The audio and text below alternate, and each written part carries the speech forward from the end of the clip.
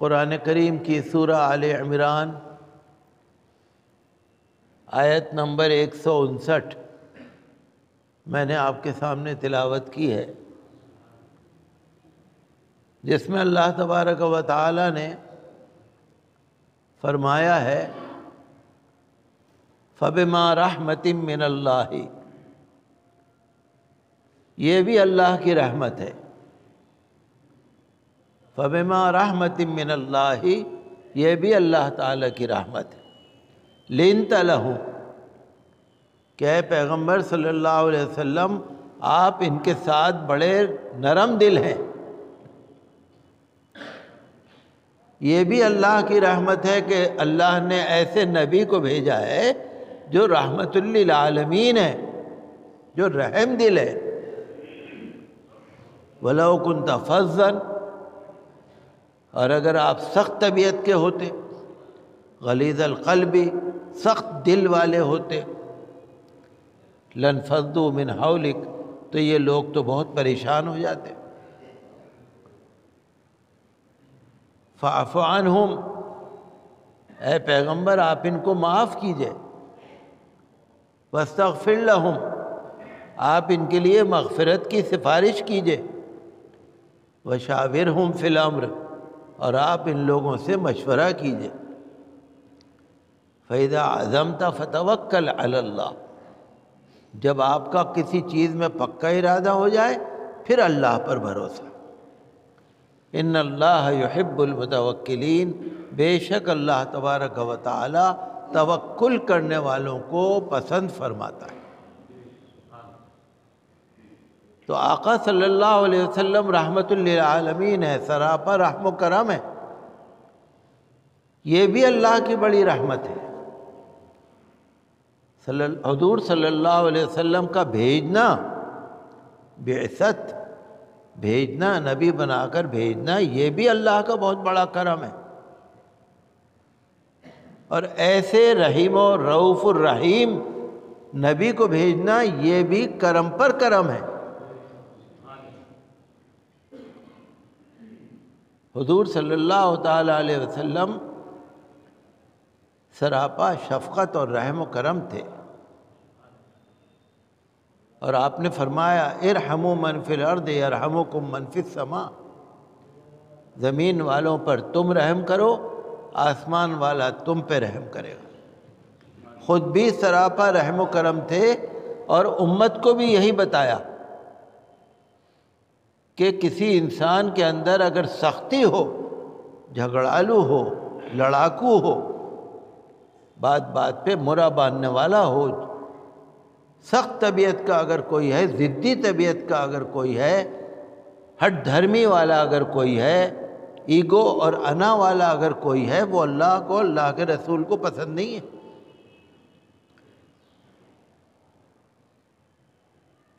حضور صلی اللہ تعالی علیہ وسلم کے خادم ہیں حضرت انس رضی اللہ عنہ، خادم رسول ہے۔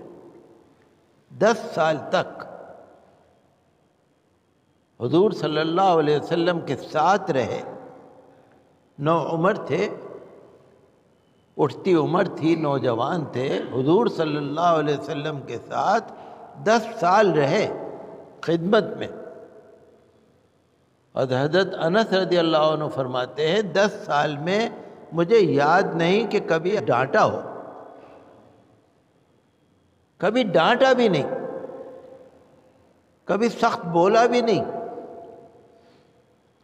حالانکہ جو بچے ہوتے ہیں یا خادم ہوتے ہیں کئی دفعہ ایسی بات کر دیتے ہیں جو ناگواری ہو جاتی ہے، اور بچے کو یا خادم کو ڈانٹنا کون سا مشکل کام ہے؟ جو ملازم ہوتے ہیں، جو نوکر ہوتے ہیں، ان کو ڈانٹنا کون سا مشکل کام ہے؟ حضرت انس رضی اللہ عنہ فرماتے ہیں کہ حضور صلی اللہ علیہ وسلم نے 10 سال میں مجھے ایک مرتبہ بھی نہیں ڈانٹا۔ آپ کو یاد ہے سن 3 ہجری میں غزوہ احد ہوا تھا۔ پہلی لڑائی جو ہوئی تھی جنگ غزوہ بدر سن 2 ہجری میں، اور تیسری جنگ ہوئی تھی غزوہ احد، احد پہاڑ کے پاس 3 ہجری میں۔ تو حضور صلی اللہ علیہ وسلم نے احد پہاڑی کے پاس ایک میدان میں اپنے صحابہ کرام کو رکھا، دوسری طرف سے مقابلہ ہوا۔ حضور نے کچھ صحابہ کرام کو 10 12 15 صحابی تھے جن کو پہاڑی پر بٹھا دیا تھا کہ تم پہاڑی کے اوپر بیٹھو، کچھ بھی ہو جائے تمہیں پہاڑی کے اوپر سے اترنا نہیں ہے۔ میدان میں مقابلہ ہوا، مسلمانوں کو کامیابی مل گئی،